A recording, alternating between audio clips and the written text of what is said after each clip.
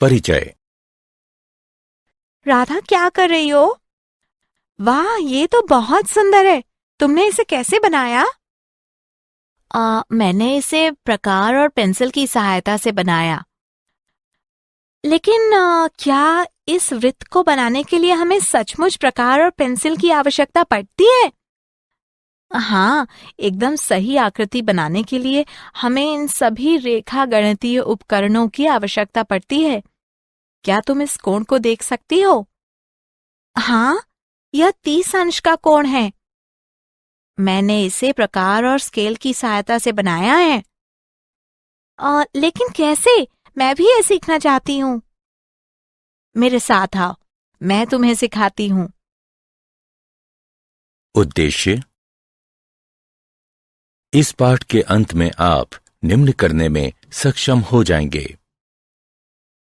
एक दिए गए कोण को द्विभाजित करना, एक दिए गए रेखाखंड के लंबवर्धक की रचना करना,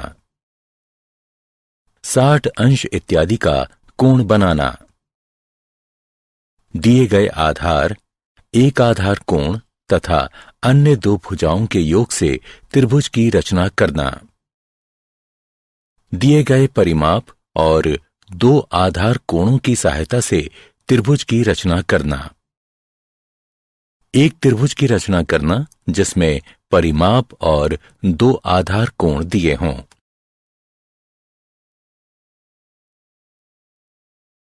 परिभाषा। रेखा गणित में रचना से तात्पर्य आकृतियों, कोणों और रेखाओं को सही सही बनाने से है। इन्हें हम प्रकार, अंशांकित पटरी और पेंसिल की सहायता से बना सकते हैं। कुछ रचनाओं में जहां माप लेने की भी आवश्यकता होती है, हम अंशांकित पटरी और चांदा का भी प्रयोग कर सकते हैं।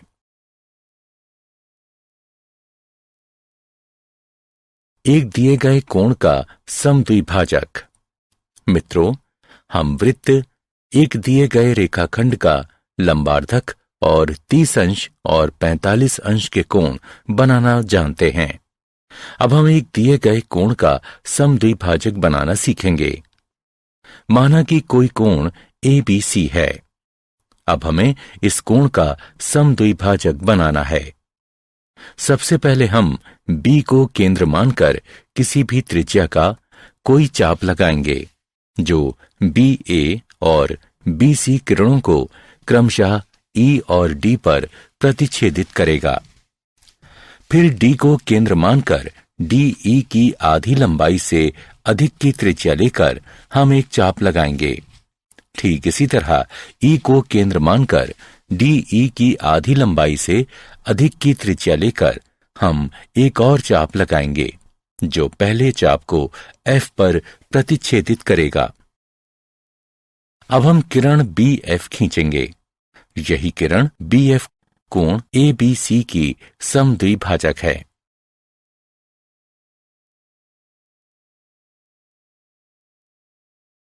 हम कैसे कह सकते हैं कि BF एक कोण समद्विभाजक है? चलिए इसे सिद्ध करते हैं। DF और EF को मिला दीजिए।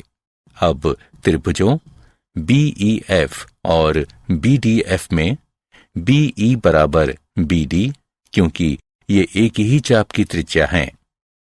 EF बराबर DF, क्योंकि ये भी बराबर त्रिज्या की चाप हैं। BF बराबर BF, जो कि दोनों में है। इसलिए SSS समरूपता नियम के अनुसार त्रिभुज BEF सर्वांग सम है त्रिभुज BDF के, जिससे हमें कोण EBF बराबर कोण DBF प्राप्त होता है। इसलिए BF एक कोण द्विभाजक है।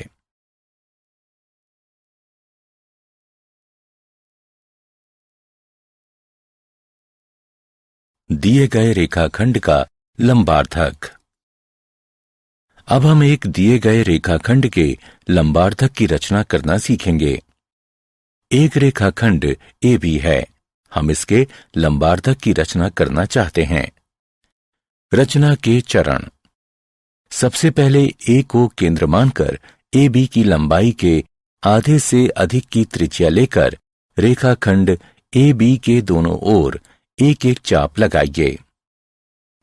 ठीक इसी तरह B को केंद्र मानकर उसी त्रिज्या के एक एक चाप रेखाखंड AB के दोनों ओर लगाइए, जो पहले वाले दोनों चाप को क्रमशः P और Q पर प्रतिच्छेदित करेगा। अब PQ को मिला दें। PQ AB को M बिंदु पर प्रतिच्छेदित करेगी। यही रेखा PMQ रेखाखंड AB की अभीष्ट लंबार्धक है। चलिए सिद्ध करते हैं कि PMQ रेखाखंड AB का लंबार्धक है। A और B को P तथा Q से मिलाकर AP, AQ, BP और BQ बनाइए। अब PAQ और PBQ त्रिभुजों में AP बराबर BP, क्योंकि ये बराबर त्रिज्या की चाप हैं। AQ बराबर BQ, क्योंकि ये भी बराबर त्रिज्या की चाप हैं। PQ बराबर PQ, ये दोनों में हैं। इसलिए SAS समरूपता नियम के अनुसार त्रिभुज PAQ सर्वांग है त्रिभुज PBQ के। इसलिए CPCT द्वारा कोण APM बराबर है कोण BPM के। अब त्रिभुजों PMA और PMB में AP बराबर BP बराबर त्रिज्या की चाप, PM बराबर PM, ये दोनों में है। कोण APM बराबर कोण BPM जैसा कि ऊपर सिद्ध हो चुका है। इसलिए SAS समरूपता नियम के अनुसार त्रिभुज PMA सर्वांग है त्रिभुज PMB के। इसलिए AM बराबर BM और कोण PMA बराबर कोण PMB CPCT के द्वारा। रैखिक युग्म अभिगृहित का प्रयोग करते हुए कोण PMA जमा कोण PMB बराबर 180 डिग्री, अथवा हम इसे ऐसे भी लिख सकते हैं कोण PMA बराबर कोण PMB बराबर 90 डिग्री। इसलिए PM जो PMQ है रेखाखंड AB का लंबार्धक है। 60 अंश का कोण। हम 30 अंश और 45 अंश के कोणों की रचना करना जानते हैं। अब हम किसी दी गई किरण के प्रारंभिक बिंदु पर 60 अंश के कोण की रचना करना सीखेंगे। एक किरण AB है जिसका प्रारंभिक बिंदु A है। हम एक ऐसी किरण AC की रचना करना चाहते हैं जिससे कोण CAB बराबर 60 अंश हो। रचना के चरण। A को केंद्र मानकर किसी भी त्रिज्या का एक वृत्त का चाप लगाइए जो AB को किसी बिंदु पर प्रतिच्छेदित करेगा। माना कि वह बिंदु D है।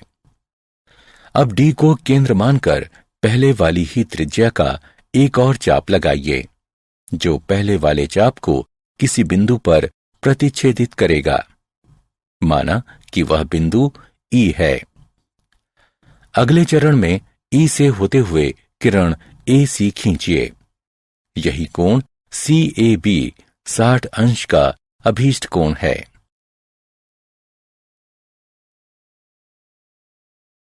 अब चलिए देखते हैं हम इस विधि से किस प्रकार 60 अंश का अभीष्ट कोण प्राप्त करते हैं। DE को मिला दीजिए। तब रचना के अनुसार AE बराबर AD बराबर DE है। इसलिए त्रिभुज EAD एक समबाहु त्रिभुज है। त्रिभुज EAD भी एक समबाहु त्रिभुज है क्योंकि कोण CAB 60 अंश का है।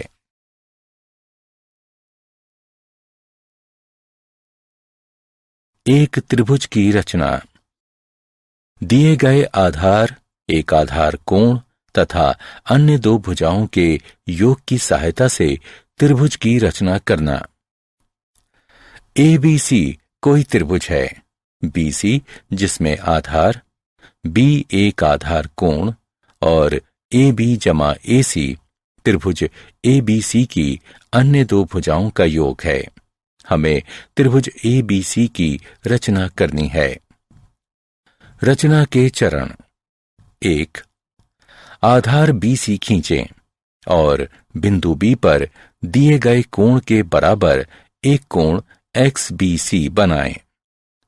अगले चरण में किरण BX से AB जमा AC के बराबर एक रेखाखंड BD काटें। अब DC को मिला दें और कोण BDC के बराबर एक कोण DCY बनाएं।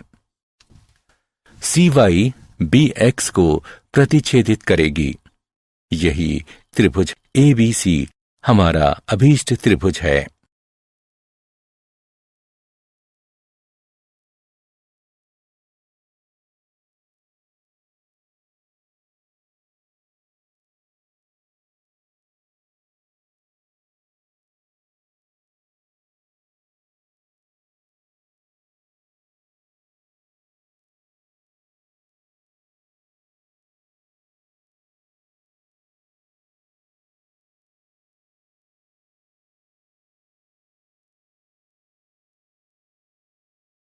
आइए देखते हैं कि ABC किस प्रकार एक त्रिभुज है।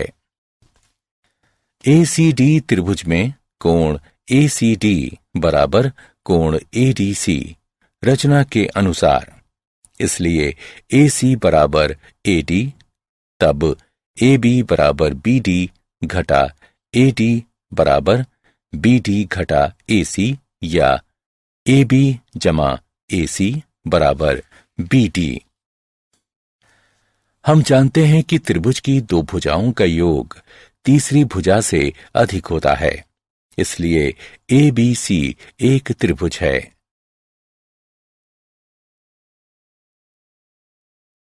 दिए गए आधार, एक आधार कोण तथा अन्य दो भुजाओं के अंतर की सहायता से त्रिभुज की रचना करना।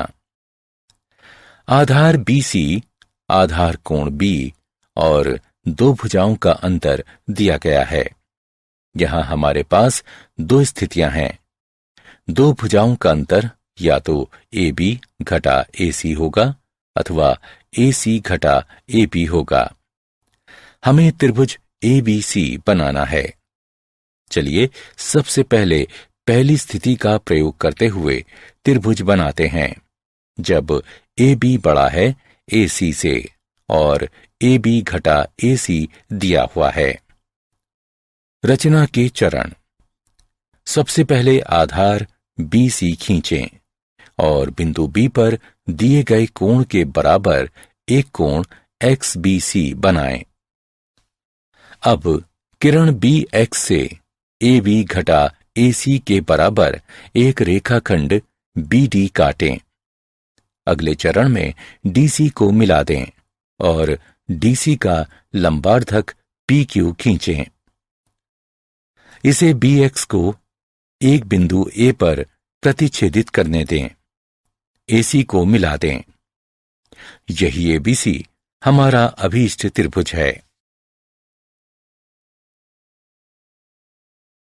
चलिए अब दूसरी स्थिति का प्रयोग करते हुए त्रिभुज बनाते हैं, जिसमें AB छोटा है AC और AC घटा AB जो दिया गया है। रचना के चरण।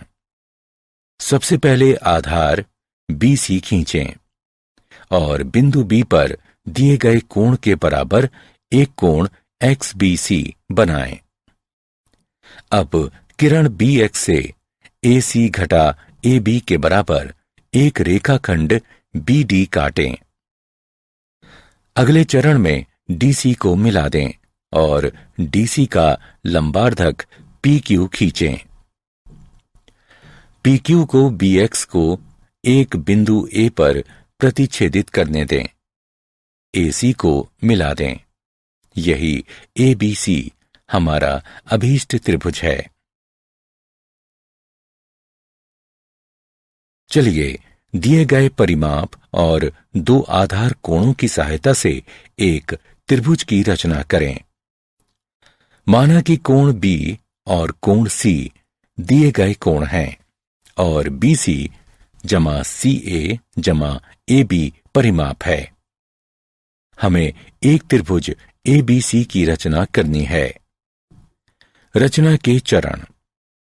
सबसे पहले एक रेखाखंड XY खींचिए जो BC जमा CA जमा AB के बराबर हो। अब कोण LXY और MYX की रचना कीजिए। अब कोण LXY और कोण MYX को समद्विभाजित कीजिए। ये समद्विभाजक एक दूसरे को बिंदु A पर प्रतिच्छेदित करेंगे।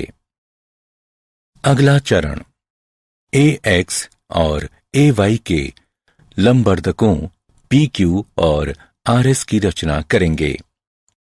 PQ XY को B पर तथा RX XY को C पर प्रतिच्छेदित करेगा। यही ABC अभीष्ट त्रिभुज है। उदाहरण। चलिए एक उदाहरण को देखते हैं जिसमें हम एक ऐसे त्रिभुज ABC की रचना करेंगे जिसमें कोण B बराबर 60 अंश, कोण C बराबर 30 अंश और AB जमा BC जमा CA बराबर 15 सेंटीमीटर है।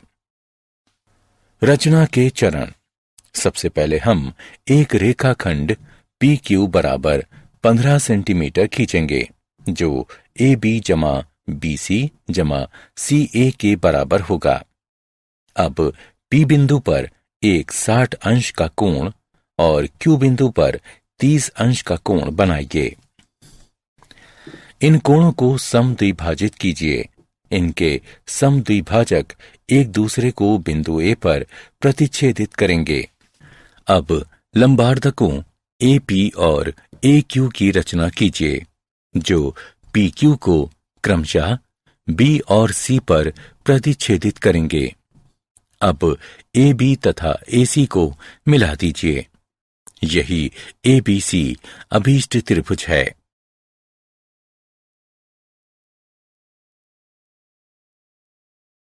क्या आप जानते हैं जियोमेट्री शब्द ग्रीक शब्द जियो जिसका तात्पर्य है पृथ्वी तथा मैट्रिया जिसका तात्पर्य है मापना से बना है।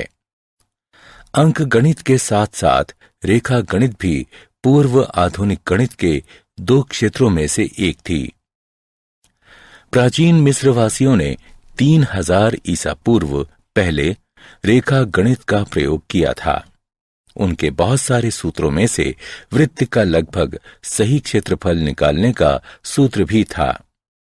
अपने अद्भुत रेखा गणितीय कार्यों के कारण रेखा गणित का पिता प्रायः 300 ईसा पूर्व के मिस्र के यूक्लिड नाम के गणितज्ञ को कहा जाता है। उसके किए गए कार्यों में इतने प्रभावी तत्व थे जो 20वीं शताब्दी के आरंभ तक उन गणित की किताबों में रहे जिनका प्रयोग पढ़ाने के लिए किया जाता था। यदि AB जमा AC BC से कम या बराबर है तो किसी भी त्रिभुज की रचना संभव नहीं है।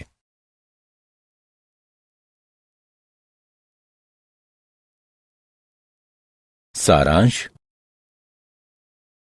आइए हमने जो कुछ सीखा है उसे संक्षेप में दोहराएं।